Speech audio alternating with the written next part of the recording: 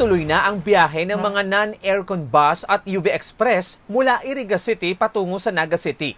Pero hanggang ngayon, UV Express pa lamang ang nakakapagbiyahe mula sa lungsod patungo sa lalawigan ng Albay. Ayon sa nangangasiwa sa Iriga City Terminal, naghihintay rin sila ng guidelines kaugnay ng inter-province na biyahe ng ordinary buses. Naga lang po muna yung yung mga ordinary naga. Wala pa po tayong bibiyahe ng Legazpi. Yung van po natin, meron na tayong Legazpi at saka naga. Hindi man kasing dami tulad ng dati ang bilang ng pasahero. Kapansin-pansing, pinananatili ng nangangasiwa ang kaayusan at kalinisan sa terminal, pati na ang bagong renovate na restrooms dito.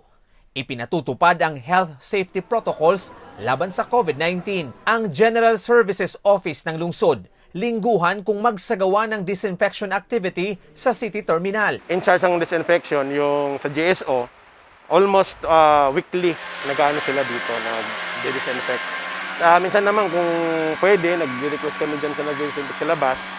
Kasi meron naman disinfection. Kasi bago pumasok yung mga vehicles dito, meron po tayong disinfection area dyan sa lahat po ng bus, van, pati yung mga jeep po dyan na bebiyahe. Dinidisinfect po sila.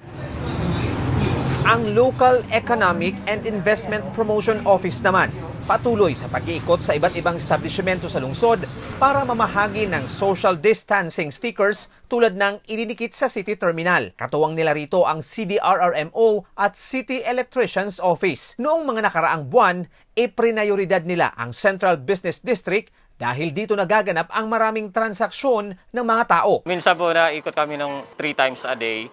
Pag alimbawa, kahit kami uuwi na, iniikutan po naming dalawa to check lang po na andun pa yung sticker at saka yung ma-maintain po yung social distancing.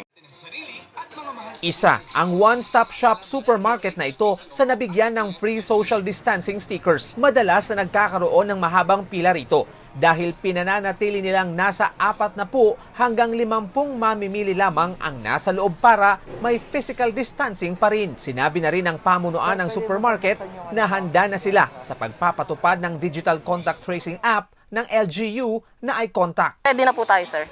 Lahat po ng empleyado natin, then mga security and yung mga tao rin pong pumapasok dito, nasabihan na po na lahat natin na hanggat maaari po is meron na po tayong QR po.